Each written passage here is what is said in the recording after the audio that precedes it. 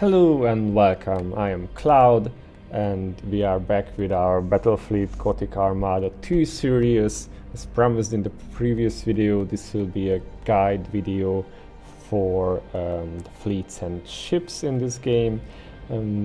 Before we get started, I need to make a small amendment. I forgot to mention about battle plans that you can also obtain them during battles. You can essentially use boarding actions to steal them from ships that have them. You can see this through a small scroll icon, which you can also see here. The caveat here is that the enemy ships can also steal these back if they board your ship that has the plans. Sometimes the game likes to steal them with a ship that is about to die, and then you just lose them. But if you have been playing your cards well, then this won't be an issue, because you will have way more than you actually need. Okay, now that we have this out of the way, let's just get started with fleets. As you can see on the right here, there is an option that will list all your fleets, showing their strength, their actual health level, and how much tonnage they have of their actual cap. Right now this is at the beginning of a turn, so all of my ships could actually move and perform actions based on what we do. I have already talked about the fleet limitations, about their sizes, about the command capacity, so we will not get into that one. Instead, let's take a look how it looks like if you want to commission a new fleet. Right now, based on this counter, I could get an Adeptus Astartes fleet, but I am not gonna do that just yet. But clicking this icon, we get into this leader and fleet recruitment screen, where first of all you can select one of the sub-factions that you want to choose from. This can be Imperial Navy, Adeptus Astartes, or Adeptus Mechanicus. For me right now only the Astartes would be available, because I'm capped from the other two factions. Once you have selected your desired faction, you can choose a battle fleet for the Imperial Navy, or a chapter for the Astartes, and in case of the Mechanicus you can select their forge world from where they are coming from. This doesn't really change much, only the cosmetics of the ships and the name of the leader that you will get with said fleet. So the skills that they have remain the same. Right now we can look at the Astartes here. Select, say, the Space Wolves, and we get a new leader with that one. What you need to know about leaders is that they come with 2 active skills, which you can see here, 2 passive skills, and the 3rd passive skill, which will increase your movement, your fleet movement points to 4 each turn. But this only applies if your flagship is level 4. This says fleet here, but it actually means the flagship. And if you actually change your flagship to a new ship, say because you have bought a larger one and you want to move your admiral to this larger ship, then the bonus will not apply until the ship reaches level 4 as well. You can cheese around this by changing the admiral when you just want to move around, putting him on a level 4 ship, but this only applies at the start of the turn. So if you really want, you can change the admiral and move to where you need, and then change it back, but I'm not sure if it's really worth the hassle to do that. The leaders themselves have, as mentioned, these skills. There are always 2 active skills and 2 passive skills, and this is the main thing you want to look at when you are selecting a new leader, because you want to have someone who has good skills, who has skills that will complement the fleet you are using, and will be useful for that kind of fleet. For instance, this guy has a plasma bomb and the micro warp jump, both of which are pretty useful skills for Imperium ships. He has power ram, again a very useful skill. He's almost a carbon copy of Admiral Spire, our main character so far, and he has this improved auger array, which is not so useful, especially because if you read the small text at the bottom, the skill only applies to escort ships and light cruisers. So this is something to keep in mind, that you will not get these skills for each and every ship that you have in the battle. You have to be careful that you actually pick skills that you really want. Unless you really need a fleet, you can just wait. This number here shows how long you need to wait until a new leader will arrive, which has new skills. Also, if you buy one, you will have always access to 2, but if you buy one, the other slot remains empty for a given number of turns. This is like 9 or so by default, and then some planets, when upgraded, will reduce this number so you can get leaders faster. The leaders can die if your ship is destroyed on which they are stationed.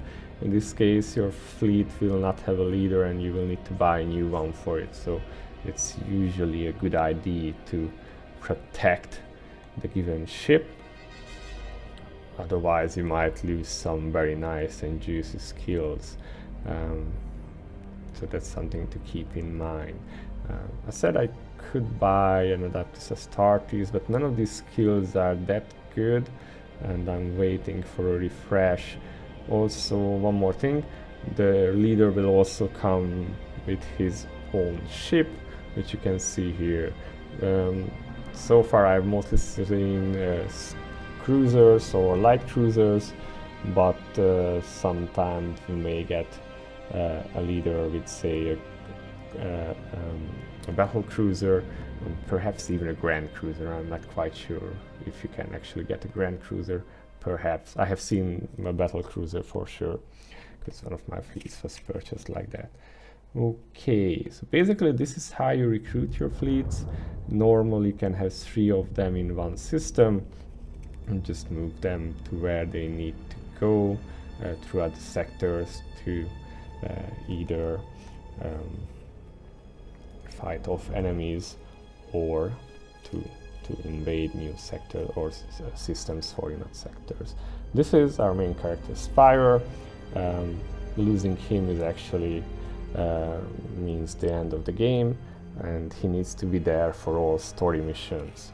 As you can see, I have just applied him to a very new ship, one of our first battleships, Retribution class, which I have named Spiritful Vengeance. I'm sure a lot of you will get why this is the name. This is most of what you can tell about fleets themselves. So let's get into the ships instead. Let's see what we can see about the ships. So let's check this magnificent battleship after a bit of loading. So this is the screen with our ship. As you can see, it has the standard Gothic sector colors, a whole lot of guns on the sides, turrets and all that funky stuff. Here on this screen you can see the health of your ships and also their troop numbers. As you can see, this one is actually not fine on troops. As well, you can see here the experience of the crew of this ship. There are 4 levels, from rookie to actual experts and veterans. As you can see, the higher the experience, the better the ship becomes at all the actions it does, from shooting to scoring criticals to using their skills, and even the risk of being damaged or even getting lost when you are disengaging from a battle, because that's actually also a thing.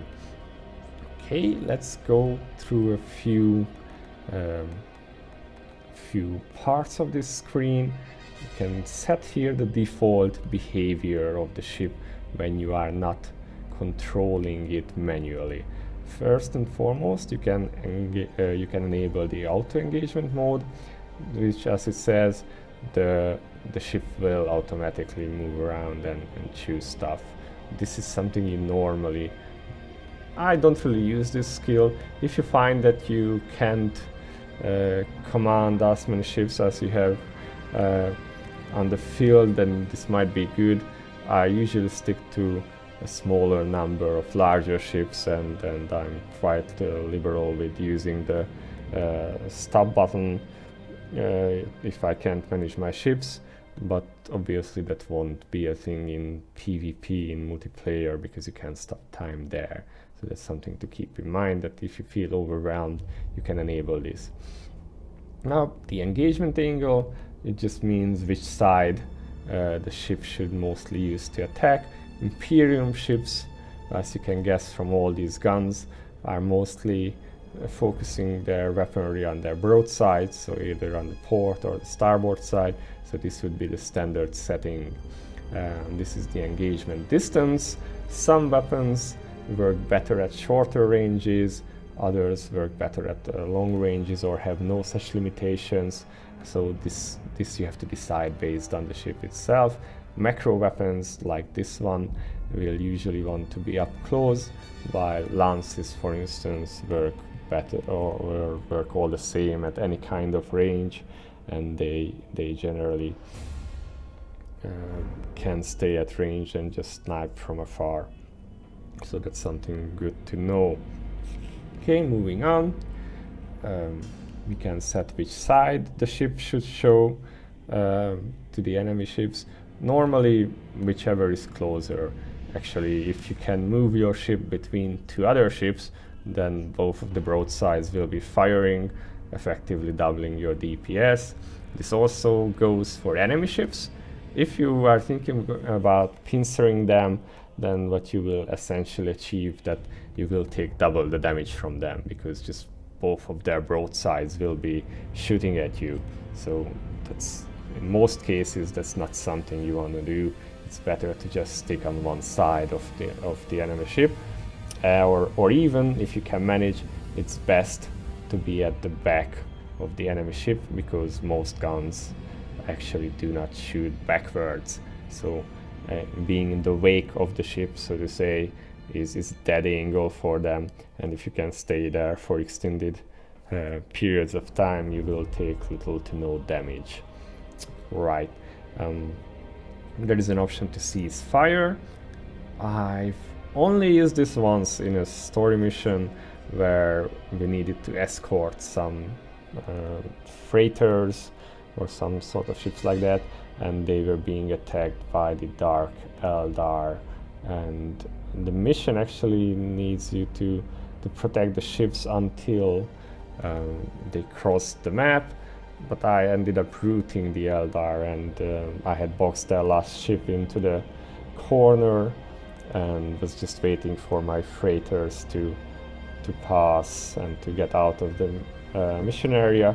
Unfortunately, the Eldar ended up ramming themselves to death on one of my ships, which wasn't even moving. So I have won the battle, but some of those freighters weren't through yet, so I didn't get the bonus resources for that one, which was mildly annoying, but as you can see, I didn't really quite need that bonus. It wasn't that big anyway. Lock on target. This means that even if you are not ordering a ship to attack another ship directly, you can order it to attack and move at the same time. Otherwise, the ship would be choosing its pathing on its own. So this is something to keep in mind, that if you want your ship to be attacking a certain ship while moving, you can use this command. Sometimes it's useful, sometimes not so much. Alright, let's go on to the basic stats of each ship.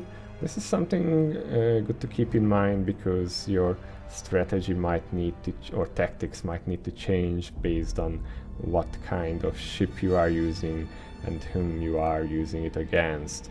The Imperium ships are fairly balanced, so their stats might not make such a really big difference, but against certain enemies it's good to know where you want to be, which sides you want to attack from, or what they can do.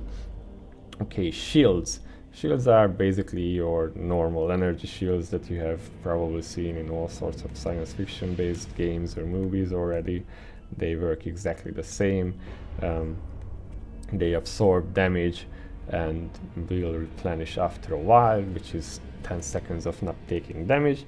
Once your shields go down, you will start taking hull damage. In this case, this ship is a battleship, so it has a lot of hull. One more thing to know about the shields, that once they go down, they start replenishing right away, but it takes a long time until it's full, and that you can and that's when your shield will reappear. Until it regenerates, your ship is actually vulnerable to fire and also to lightning strikes, which are teleportation attacks. The game also has a feature where certain parts of a ship can be destroyed from attacks, and one of these parts is actually the generator which powers the shield. So if a ship loses the generator, it will also lose its capacity to have shields. So that's something where targeting the generator of the enemy ships is a valid strategy, depending on whom you are fighting. Some targets might be better. This is again up to you to decide, and depends on whom you are fighting. So there is the hull. One extra mechanic for this is that for every hull points lost, 100 hull points lost, you will also lose one crew, which I will talk about in a bit. Front and side and rear armor. As you can see, the Imperium ships have higher armor value at the front. This allows them to take less damage while they are getting closer to their targets and get up close and personal with them, where they can bring these mighty weapons to bear. But they will actually have to turn their broadsides to the enemy ship from where they are less armored.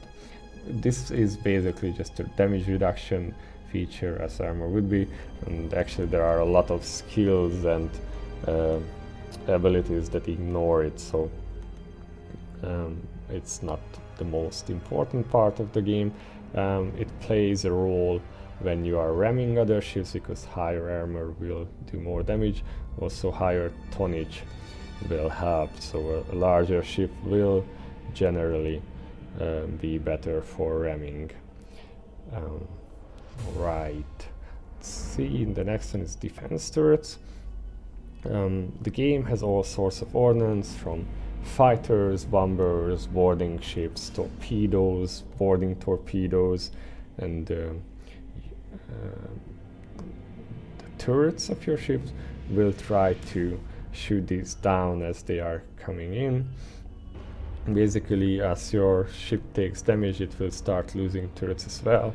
Also, if there are enemy fighters nearby or attacking the ship, they will aim for the turrets. The turrets themselves don't do damage to enemy ships, but they will shoot down these ordnance. So the more you have, the better. And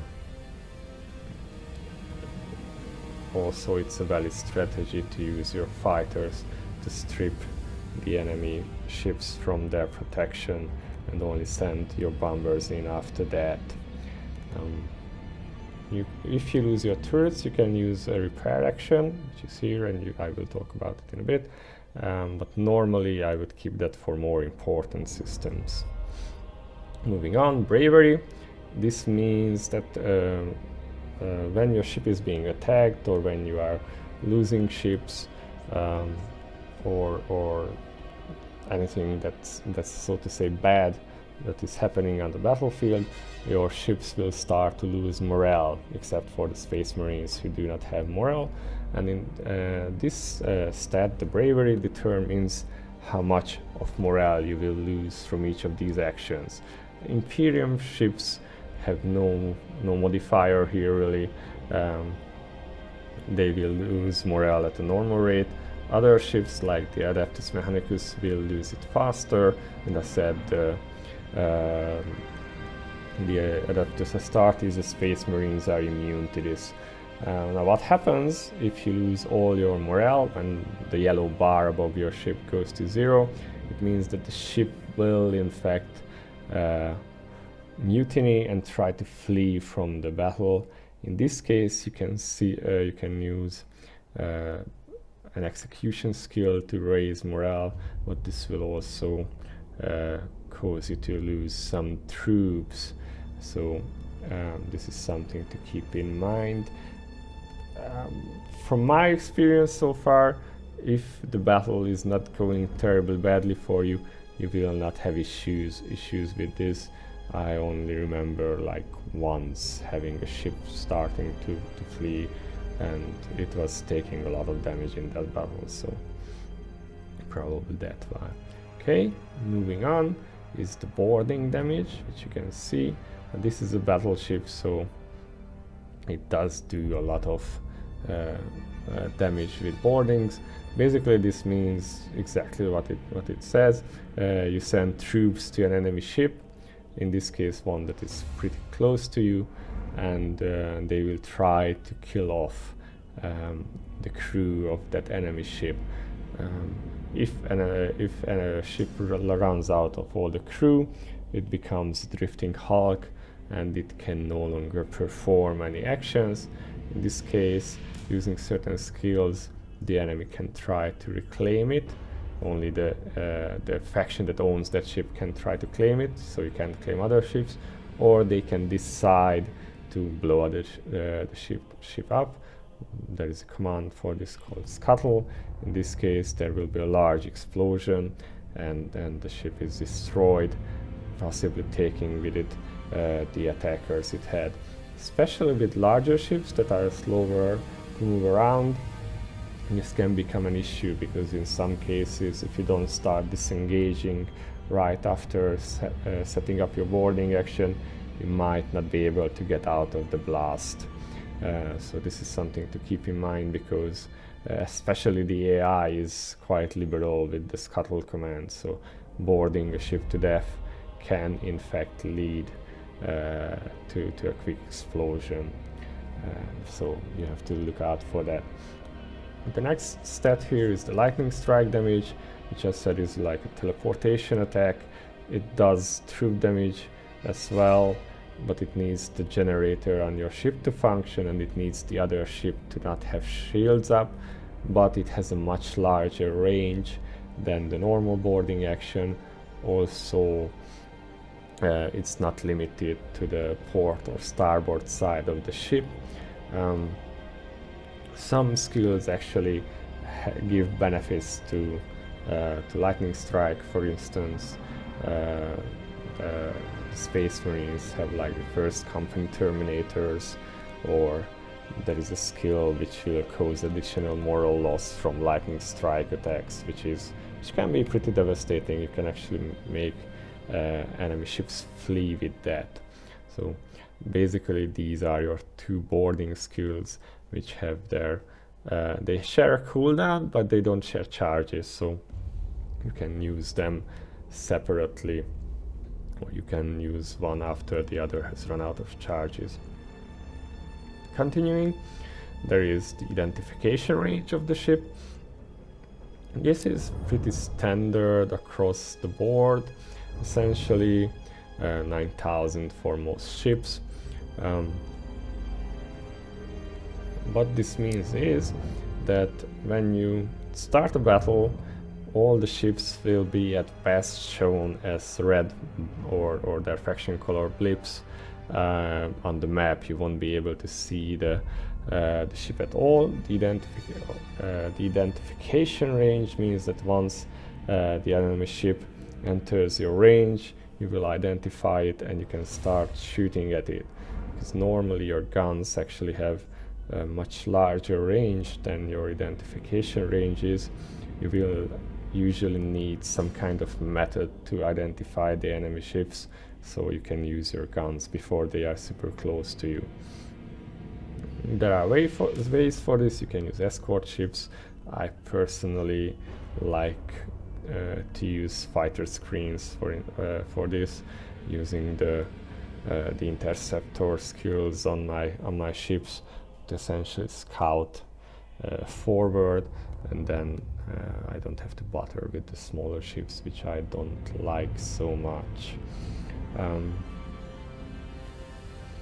see. So basically, a larger range is good, but there are ways to work around this.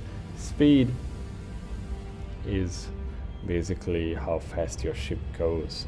Not a big deal, really. Larger ships are usually slower. So especially battleships can be really powerful, but also really slow. There is also rotation speed, which just means how fast the ship can turn. Again, smaller ships turn faster, larger ships turn slower. So also most of the Imperium ships can use a skill to change direction fast. Battleships have a restriction there that they cannot use this so-called high energy turn. Okay, with that on critical assault chance, this means that when you are boarding the enemy, you can do critical damage to their troops, which is essentially a double troop loss, and this can also damage the systems of the ship. I have mentioned that there is the generator, which will provide the shields. You can also take out the engines, which will make them slower and also not be able to use the full burn or this high energy turn ability. You can damage the deck so they can't use the different stances, and you can damage the weaponry, which might take out entire weapons entirely. There are two levels of damage with this. You can either damage something in which it becomes inoperable, but you can use emergency repairs to bring them back online, and then those systems can also be destroyed, which means the ship will not be able to use them until it is repaired at the end of a turn. Finally, the last attribute is the troop number, which essentially means how many crew members you have on the ship. As you can see, this one has 18, and it says at each step, because this 18 number doesn't actually mean it has only 18 troops, it means 3 times 18. There is the first step, which is green, and as you can see, it's 18 per 18. This means that the ship is essentially having enough troops to man all stations. It is functioning and performing optimally. Then there is the next step. As you can see on this ship, this is in yellow, and it only has 10 per 15. In this case, some stations are not manned, weapon fire becomes slower, skills are slower, and so on. So basically the ship becomes less efficient, and then there is a final step when the numbers are in red. This means that the ship is severely undermanned and is barely functioning, and when this number goes to red or 0 from red, then the ship becomes a drifting hulk and you can no longer use it. Okay, these are the basic stats. The hull and the troops can be regenerated at the end of each turn, depending on which sector you're in or what kind of bonuses you get from those systems. Moving on, in this line you can see special perks or skills that are active for your fleets based on the ones you have selected in the renown panel. Because this is a level 1 ship, it only has these 3 attributes, but if you check, for instance, this larger ship, which is a Mars battle cruiser, and it's level 4, so it has all the skills unlocked. Next are the yellow ones. These are specific to this ship. Some of these come from your faction, like the reactor. or the bravery bonuses, the troop efficiency, the brutal strike skill, which means that they can deal more damage. This comes from the size of the ship, that it cannot use the high energy turn, and this is again a faction related skill or attribute, which means that it has spurs that you can see here at the top. This increases the ramming damage against escorts by 300% and against line ships by 50%. So ramming other ships is actually a valid strategy with Imperium ships. Finally, you can see the blue lines, which are the active weapon systems and skills of this particular ship.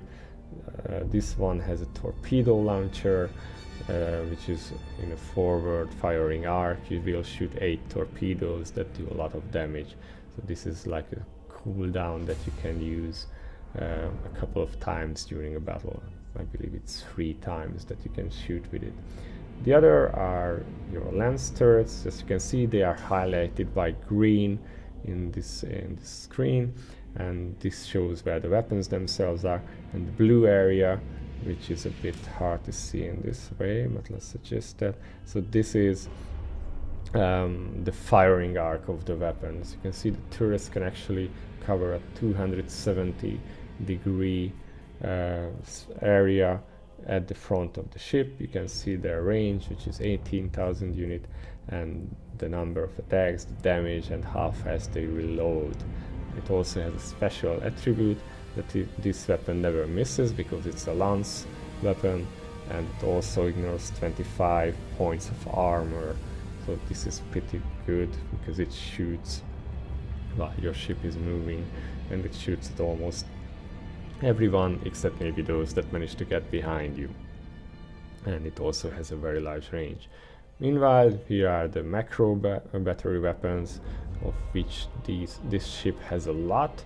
You can see it's highlighted at the side. So these are the port and starboard weapons.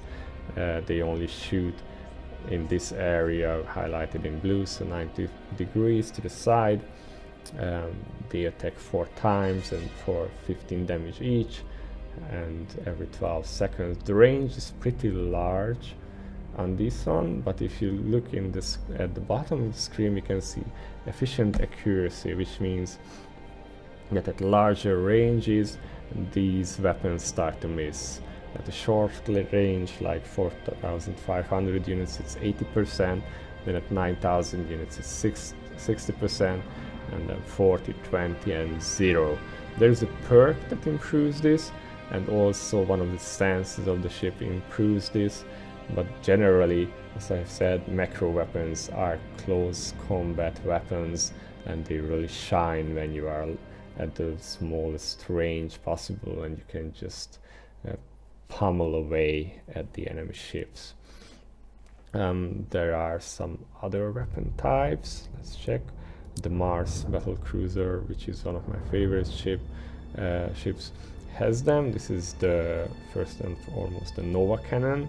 This has a reload time of about 60 seconds, but a bit lower because this crew is already more experienced. This has a minimum range of 6,000 units and can shoot up to 25,000 units. So this is a distance strike weapon. It deals damage in an area of 2,000 units based on how close the enemy ships are to the center of the strike. They will take damage from 200 to 400 points, and this damage ignores armor as well. It does not ignore shields, so you need to set up, it's best to set it up with, say, a disruption bomb that will just remove the shields, and then you can do direct hull damage, which is really great. And on top of that, you will also deal moral damage. The weapon has a charge up time, so the enemy ships might be able to escape from it. You can also use skills to prevent that, like a stasis bomb, or if they have their engines damaged already. And having this weapon makes the Mars battle cruisers one of my favorite support ships, And the other skill that I really like for them is the launch phase. I have mentioned that there are interceptors or fighters, there are bombers, and there are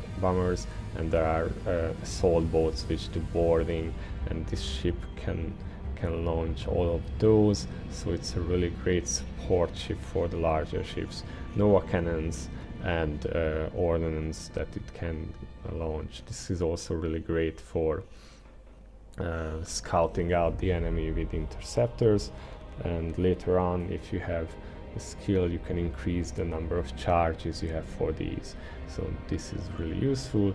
On top of that, the Mars class ship has some macro batteries and also some lance turrets, so it's really useful.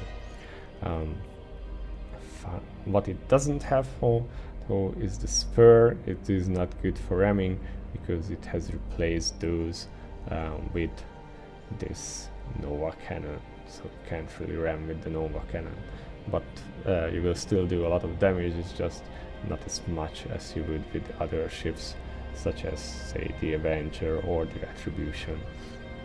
Finally, there are the command and stance skills that you can give to your ships. First of all are the different stances that you can use. Let's see, there is brace for impact. This is something you would want to give your ship when it's being focus fired. As you can see, it will take less hull damage. Its defense turrets will increase in accuracy, so it's better at shooting down incoming fighters, bombers, or even torpedoes.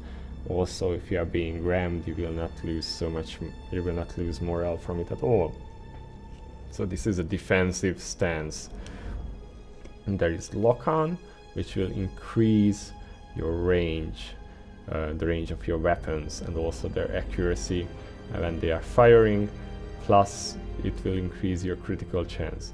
Now that 100%, I believe, is that it increases the critical chance of that weapon by its own 100%. So which means that this weapon has 4.8, so it would go up to 9.6. Otherwise, having 100% critical chance would be kind of OP. So that's how I understood this skill. Finally, the reload stance. This will mean that your skills load faster, your weapons fire faster, and the gauge that you can use to burn and do quick turns will regenerate faster. This is your generic DPS stance. So when you are just pummeling away at an enemy within the range of your weapons already, this is something that you would often choose. Moving on, this is the boarding action skill. You can see how much troop damage to expect, how the chance for critical assaults is, what the range is, and what kind of morale damage you can expect from it.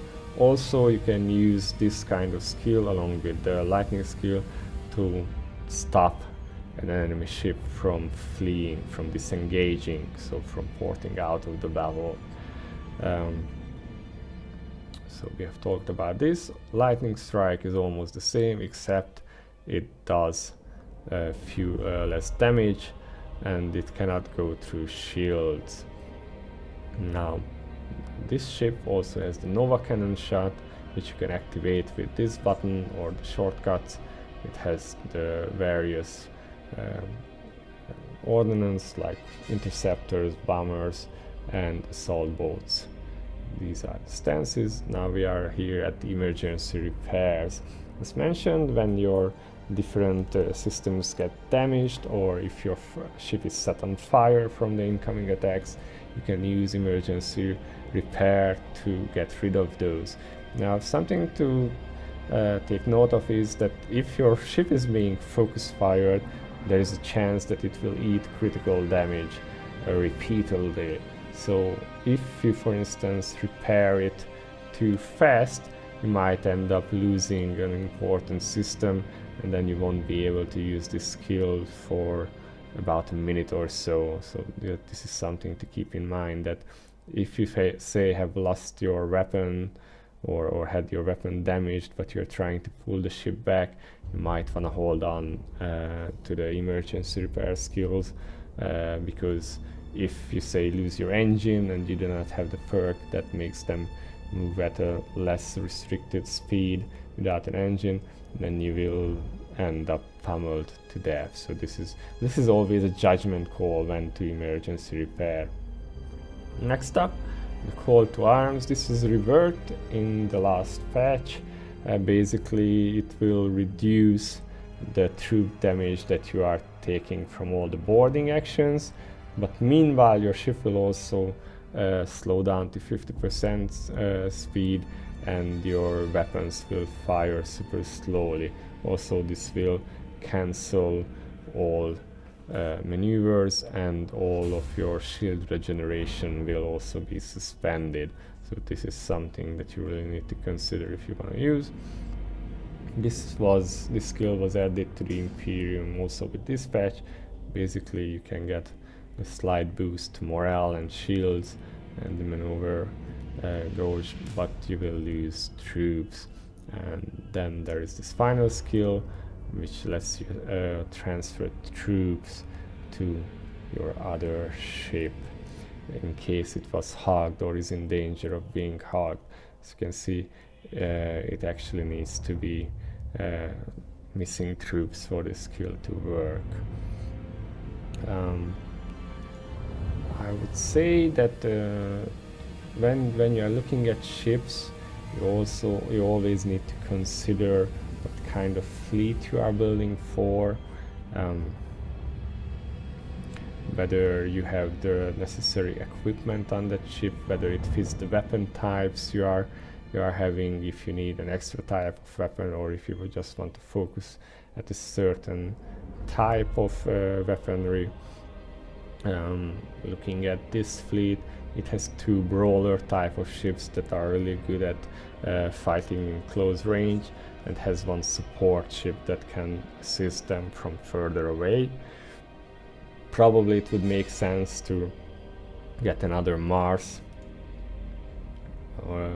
for this ship, for this fleet, but as you can see the Mars is pretty expensive, and I will not be able to afford this for quite a few levels yet, maybe not even till the end of the game.